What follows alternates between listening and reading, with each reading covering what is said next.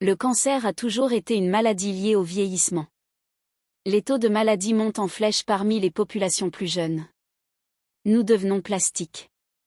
Le Dr Owen Burkhardt est un toxicologue de premier plan et un scientifique passionné qui se consacre à éduquer le public sur les produits chimiques nocifs dans notre vie quotidienne, ces produits chimiques que l'on trouve souvent dans les articles ménagers courants. Peut contribuer à des maladies chroniques graves, y compris le cancer. Je suis toxicologue. J'étudie donc la science fondamentale des poisons. Comment les produits chimiques interagissent avec les cellules de notre corps et comment ils causent des dommages.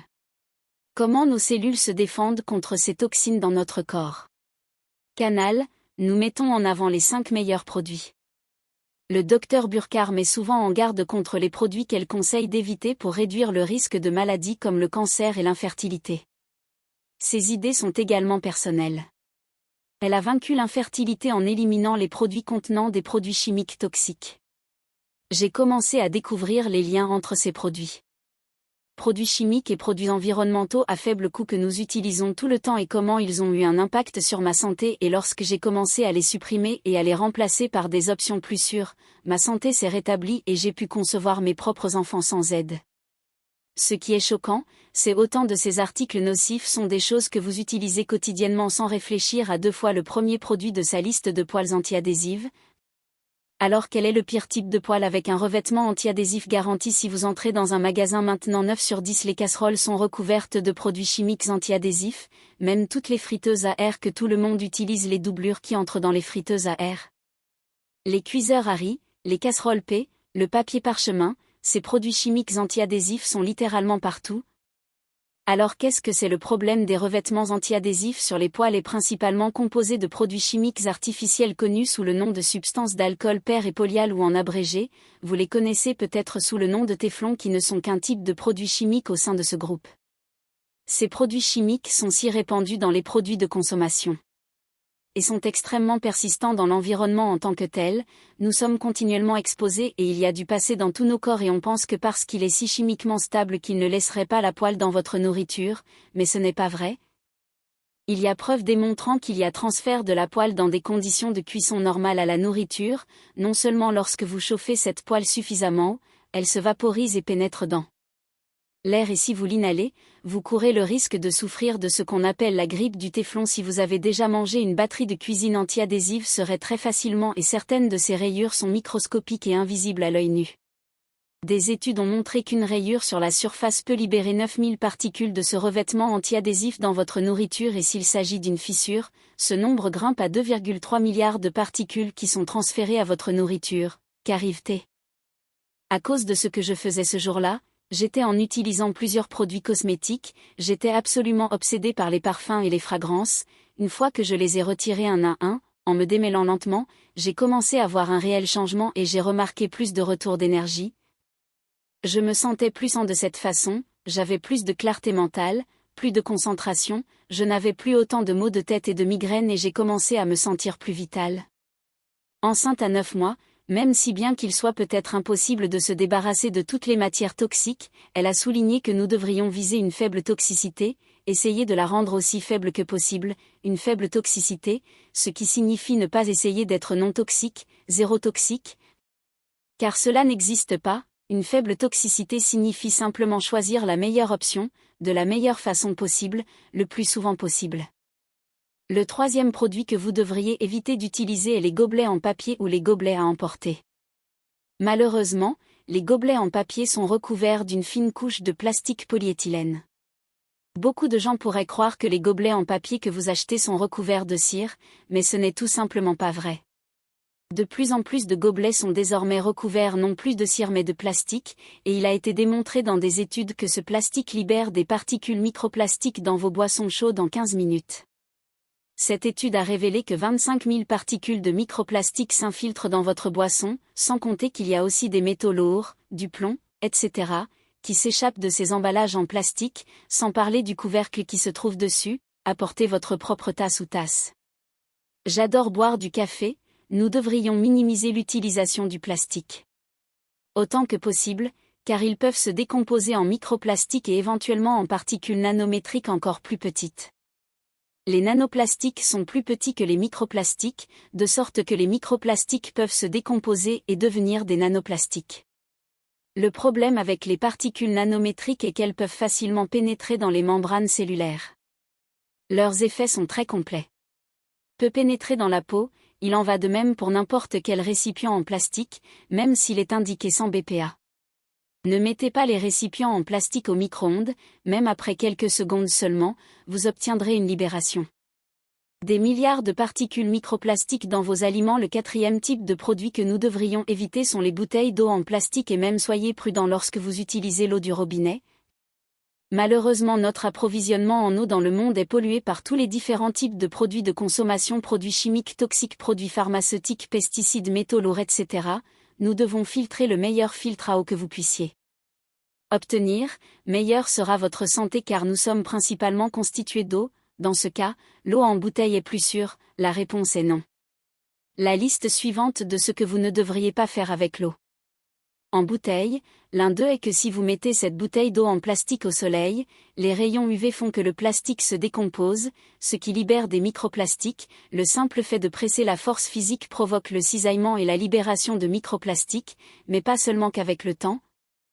Le plastique est juste les fuites à sa propre température sont un autre facteur. Donc si vous le laissez dans une voiture chaude, les microplastiques, si vous avez déjà bu une bouteille d'eau dans une voiture chaude et que vous l'avez bu et qu'elle avait un goût de plastique, c'est parce que c'est du plastique, ça devient de plus en plus plastique. Le cinquième concerne l'air pur, essayez d'éviter de brûler à la maison, comme en utilisant des bougies, de l'encens ou même en vapotant.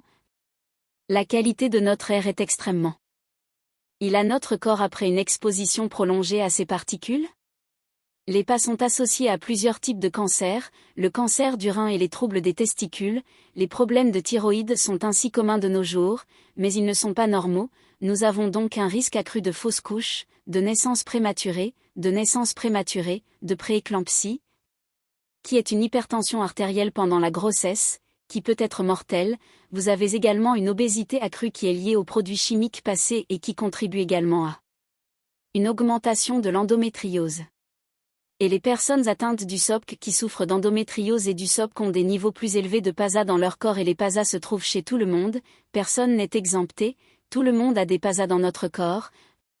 Quelle est la meilleure option que le casserole en plastique anti-adhésif conventionnel, casserole en fonte, casserole en verre en acier inoxydable, casserole en céramique? La prochaine catégorie de produits pour minimiser l'utilisation de vos produits de beauté, en particulier ceux qui contiennent des ingrédients nocifs comme les parfums, les parabènes et le benzène. Le docteur Yvon est un exemple vivant puissant, elle a elle-même surmonté l'infertilité après avoir éliminé les produits de beauté contenant des produits chimiques toxiques de sa routine. Cette étude est littéralement révolutionnaire. Pour la première fois, nous avons pu voir exactement ce que certains ingrédients font aux humains dans le modèle humain, de sorte que les femmes sans antécédent de cancer du sein ont été testées positivement. Demandez de retirer ces ingrédients de leurs produits pendant 28 jours, c'est donc trop court. Ils ont pris les cellules du tissu mammaire, tout était normal, ils ont mesuré la quantité d'expression du gène du cancer du sein, donc après 28 jours de suppression de ces ingrédients, ils ont pris un autre échantillon et ont vu ce gène du cancer du sein. Leur expression a chuté et la seule chose qu'on leur a demandé de changer dans leur mode de vie était de supprimer ces ingrédients de leurs produits de beauté et de soins personnels. Qu'est-ce que cela signifie ? Cela signifie qu'une fois que vous arrêtez d'utiliser des produits contenant des parabènes, des phtalates et d'autres xénoestrogènes, les gènes du cancer du sein s'éteignent, ce qui signifie que vous réduisez votre risque de développer un cancer du sein. L'un des facteurs de risque de développer un cancer du sein est l'activation des gènes du cancer du sein. L'industrie cosmétique croit depuis longtemps que ces parabènes sont inoffensifs et que la quantité absorbée est si faible que cela n'a pas d'importance, mais l'étude montre clairement le contraire. Ils sont essentiellement utilisés pour prolonger la durée de vie. Ce sont des conservateurs. Il n'est pas nécessaire de les utiliser. Il existe de nombreux autres conservateurs alternatifs plus sûrs et c'est essentiellement parce qu'ils sont extrêmement efficaces et bon marché. Le docteur Yvon souligne également les risques potentiels importants associés aux parfums et aux produits. Certaines des toxines cachées et des problèmes que nous rencontrons avec les parfums sont les premiers. Vous avez mentionné à quel point ils sont répandus. Ils sont littéralement dans tout. Certaines des toxines cachées sont des phtalates perturbateurs endocriniens, donc l'International Fragrance Association ou IFRA est l'organisme autonome de l'industrie du parfum, ils ont une liste de ce qu'ils appellent la liste de transparence, il y en a près de 4000 à ce stade, donc cela pourrait être le mot parfum. Il peut s'agir de n'importe quelle combinaison de près de 4000 produits chimiques qu'ils incluent, ce sont des perturbateurs endocriniens, ils contiennent des cancérigènes, le styrène par exemple est un cancérogène connu pour l'homme, alors évitez le mot parfum à moins qu'ils ne disent que le parfum vient d'huiles essentielles, alors elle partage ici sa propre expérience. Une fois que j'ai commencé à nettoyer mon tiroir à maquillage, j'ai vraiment vu un changement. Importante pour notre santé, si vous cuisinez, allumez la hotte aspirante, assurez-vous que si l'évacuation s'effectue à l'extérieur, ouvrez les fenêtres. Si vous n'avez pas de ventilateur d'extraction, procurez-vous un ventilateur et soufflez les vapeurs à l'extérieur, ouvrez la fenêtre et ne brûlez pas non plus vos aliments, car il s'agit essentiellement des particules qui sortent de la fumée, nous ne voulons pas brûler des choses inutilement, par exemple des bougies allumées, beaucoup de gens brûlent leurs bougies et n'ouvrent pas les fenêtres. Il y a 5 raisons principales pour lesquelles je ne brûlerai pas une bougie conventionnelle. La première est que lorsque vous allumez ces bougies, elles libèrent des substances cancérigènes comme le benzène et le malate-acide. Mais pas seulement les particules ultrafines, les particules ultrafines font partie des substances les plus dangereuses, les particules ultrafines sont donc de minuscules particules de moins de 0,1 micron de diamètre, 100 nanomètres invisibles à l'œil humain dès que vous les inhalez, ils se dirigent vers votre cerveau, ils ont également la capacité de pénétrer aussi profondément que possible dans les poumons. Si une particule ultrafine peut descendre jusqu'au fond de vos poumons, elle est garantie d'entrer dans votre circulation sanguine, elle se propage dans tout votre corps, elle provoque une inflammation et le stress oxydatif qui est à la base de nombreuses maladies chroniques. Le deuxième est qu'ils libèrent également des composés organiques volatiles. Le troisième, ils contiennent un parfum non divulgué et dans le parfum, il peut y avoir des perturbateurs endocriniens cancérigènes et des allergènes, alors quand vous les aimez bougies, vous recevez toutes ces toxines dans votre air. Numéro 4, certains des colorants utilisés pour colorer les bougies sont cancérigènes et personne ne sait si vous les brûlez.